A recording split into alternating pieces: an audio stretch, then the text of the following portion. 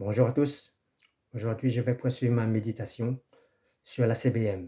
Le thème, la loi et la grâce, toujours en lien avec l'arbre de la connaissance du bien et du mal. Galates 3:13. Christ nous a rachetés de la malédiction de la loi. La loi a été donnée pour encadrer, pour juger la chair, pour juger nos choix, la vue, les émotions, les sentiments. Ceux qui marchent par la loi marchent par la vue et sont dans les ténèbres. La loi n'éclaire pas nos âmes. Elle n'éclaire pas nos cœurs. La loi éclaire nos actions, bonnes ou mauvaises, et visibles. La loi n'éclaire pas nos cœurs. Elle ne vivifie pas notre âme. Or, en Christ, nous ne marchons pas par la loi, mais nous marchons par une nouvelle loi, par la loi de l'Esprit, par la loi de la grâce, car l'Esprit sonde, éclaire et vivifie notre âme. Lorsque l'homme s'était séparé de Dieu, Dieu ne lui avait pas retiré son pouvoir de choisir. L'homme était toujours libre de choisir, de faire le mal ou le bien, mais avec un handicap de taille, à savoir qu'il fallait sans cesse lutter pour dominer sur le péché, sur les mauvais désirs. Mais ceux qui pouvaient arriver à dominer sur le péché étaient moins nombreux que ceux qui étaient dominés par le péché. Le péché est une maladie incurable. Le péché sans cesse séduit et tente l'homme. Et l'homme, à force de résister, s'épuise et finit par abandonner. Et le péché domine sur lui. La loi est là pour encadrer le pécheur, selon sa capacité à résister ou pas au péché. La loi est sans miséricorde, sans compassion. Si tu agis bien, si tu obéis à la loi te laisse libre. Et si tu n'obéis pas à la loi, si tu la transgresses par tes mauvaises actions, la loi te condamne. Et le salaire de la condamnation se traduit par une peine. La fonction de la loi est d'enseigner ce qui est bien et ce qui est mal. La loi interdit à l'homme de définir par lui-même ce qui est bien et ce qui est mal. Avant que l'homme chute, avant que l'homme s'égare et se perde, l'homme n'avait pas besoin de la loi, car il était sous la grâce, sous la bienveillance, sous la bonté, dans la présence de Dieu, et sans péché. Mais lorsque l'homme chute, c'est-à-dire lorsqu'il tombe dans l'égarement, il hérite d'une nouvelle loi. C'est la loi de la chair, la loi de la vue, la loi des sentiments, la loi de l'injustice et du mensonge. La loi n'est pas la véritable lumière. La loi convient pour ceux qui sont encore ténèbres, ceux qui marchent dans les ténèbres et sont éclairés par les ténèbres. La loi a été donnée pour encadrer les effets dévastatrices de la CBM. La loi rend justice par la malédiction, par la condamnation. La loi est là pour encadrer les ténèbres, c'est-à-dire les hommes qui n'ont pas Christ en eux. La loi atteste que l'homme est tombé, que l'homme a chuté. La loi atteste que Dieu ne vit plus dans l'homme, que Dieu est absent de l'homme, que Dieu est hors de l'homme, que l'homme n'est plus le temple de Dieu. La désobéissance à Dieu a libéré la loi. La désobéissance a engendré la loi. La loi atteste que ce n'est plus Dieu qui vit en nous, mais que c'est nous qui vivons par notre propre volonté, par notre propre nature corrompue par la CBM, et qui nous fait marcher. Or, en Christ, ce n'est plus nous qui vivons, qui choisissons, qui décidons. C'est Christ qui fait tout cela en nous et qui agit en nous. Or, sans Christ, si nous agissons par nous-mêmes et agir par nous-mêmes, c'est agir selon la nature qu'on a héritée de la CBM. La loi dispose de deux puissances, de deux sources, la malédiction et la bénédiction. Si j'agis bien, elle me bénit, et si j'agis mal, elle me condamne, c'est-à-dire qu'elle me maudit. Mais la loi est incapable de me donner la capacité de vaincre, de dominer, de résister à la séduction du péché, au mauvais désir. La loi est incapable de m'empêcher de commettre des mauvaises actions. Elle est juste là pour m'informer que si je fais une mauvaise action, voilà ce que je vais récolter. La loi ne nous rend pas libres face au péché, mais elle nous encadre seulement. La loi encadre ceux qui ne sont pas encore sous la grâce, ceux qui ne marchent pas par l'esprit. La loi ne vient pas de l'arbre de vie. La loi de l'arbre de vie, c'est la loi de l'esprit. Et la loi de l'esprit, c'est la loi de la grâce. C'est la vie, par Jésus-Christ seul. Et la loi de la chair, c'est la CBM, c'est la mort.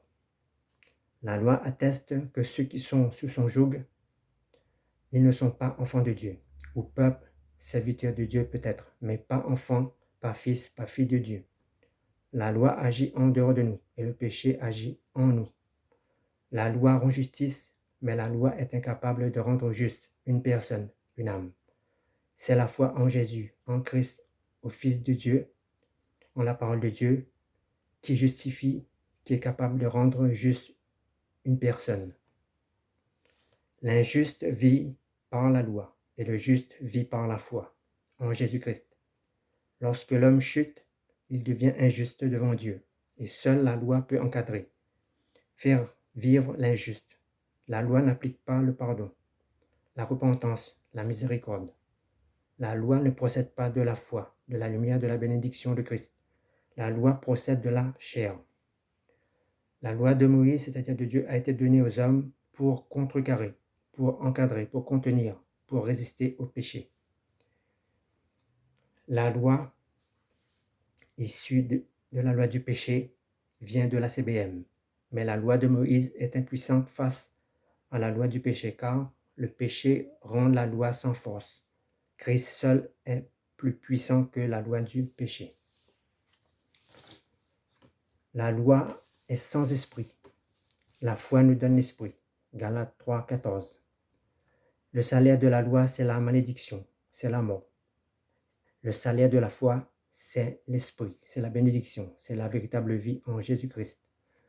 Dieu ne nous demande pas de nous ôter ou de débarrasser de nous le péché, car il sait que de nous-mêmes, nous en sommes incapables. Il nous demande seulement de dominer sur ses effets, sur ses mauvais désirs. Christ seul peut nous débarrasser du péché. La loi nous oblige à obéir par contrainte, par menace, par condamnation, par sanction. La foi, la grâce nous pousse à obéir à Dieu par l'amour en Christ. C'est l'amour de Dieu en nous qui nous pousse à lui obéir. Notre obéissance à Dieu est sans contrainte, sans menace, car ce n'est plus nous qui vivons, c'est Christ qui vit en nous. La loi est une lumière qui éclaire l'homme sur le bien et sur le mal. Mais s'agissant d'éclairer l'âme, le cœur, les pensées de l'homme, la loi est sans puissance. La loi est ténèbre, la loi est aveugle et sans vie. Seule la grâce, par la foi, peut éclairer le cœur, les pensées de l'homme. La loi est incapable de sonder les cœurs et les reins. La grâce le peut. La loi n'est pas la lumière véritable. C'est Christ seul, par la grâce de Dieu, qui est la lumière véritable. La loi de Moïse a été donnée pour régir les agissements, les comportements des prisonniers. La loi est une loi pour la prison. Les hommes qui n'ont pas Christ en eux sont en prison. Et cette prison s'appelle le péché. Les hommes sont prisonniers de leurs mauvais désirs, leurs mauvaises actions. Le monde est une prison. La loi régit le monde. Elle fixe les règles et les limites à la liberté. Mais la loi ne rend personne libre du péché. La liberté de la loi s'exerce dans l'obéissance. Elle s'arrête quand il y a transgression. La loi de la grâce rend l'homme réellement libre, libre de tout mauvais désir, libre pour dominer, libre pour assujettir, libre sans se souiller aux ténèbres. Nous avons deux accusateurs, la loi et Satan. Jésus est la justice de Dieu et non la justice de la loi. Jésus a parfaitement accompli la justice de la loi, mais la justice de la loi est incapable, impuissante d'accomplir la justice de la foi. La CBM ne concerne pas le bien ou le mal, mais le bien et le mal. Au sein de la CBM, le bien et le mal forment un couple, forment une seule chair. Là où il y a le bien et le mal, il y a aussi une loi, et cette loi rend justice et prononce soit l'acquittement ou la condamnation. Selon le bien et le mal qu'on a fait. La CBM donne à toute personne la capacité de faire le bien et le mal. Une personne peut n'avoir jamais eu à faire le mal dans sa vie, mais sa capacité à faire le mal demeure malgré elle, en elle. La loi de Moïse est au service du bien, pour encadrer le mal, mais elle n'est pas au service de la grâce, car elle est ténèbre. Et la grâce est la lumière véritable, la loi véritable. Lors de la chute, nous héritons du bien et du mal, et comme l'un ne marche pas sans l'autre, car le bien éclaire le mal et le mal éclaire le mal atteste que le bien est juste, et le bien atteste que le mal est injuste et mal. Dieu nous demande de dominer sur le péché, sur ses désirs qui portent vers nous, car le bien et le mal sont enracinés dans notre cœur. Face au bien et au mal, Dieu nous donne une arme à double tranchant. C'est le pouvoir de choisir. Mais Dieu nous dicte son choix, c'est-à-dire sa volonté. Mais il ne nous enlève pas la capacité de choisir un choix contraire à sa volonté. Dieu est tout-puissant, mais il ne peut pas choisir pour nous, sauf si nous le donnons, le droit de choisir pour nous. Si Dieu choisit pour nous contre notre propre volonté, alors on n'est plus libre de choisir. La loi a été donnée à cause des transgressions. Galates 3, 6. La CBM pousse les hommes à transgresser. C'est sa nature. La CBM pousse les hommes à vouloir être comme Dieu, à se passer de Dieu. La transgression est le fruit de l'orgueil. L'orgueil veut nous faire croire que nous sommes plus qu'une créature, que nous pouvons rivaliser avec le Créateur, égaler le Créateur. La première fois que l'homme désobéit à Dieu, cette désobéissance est exercée de l'extérieur par le moyen de la tentation, de la séduction, opérée par Satan, dans le cœur de l'homme. Dans le cœur de l'homme, il n'y avait pas une loi, une puissance qui poussait l'homme à désobéir.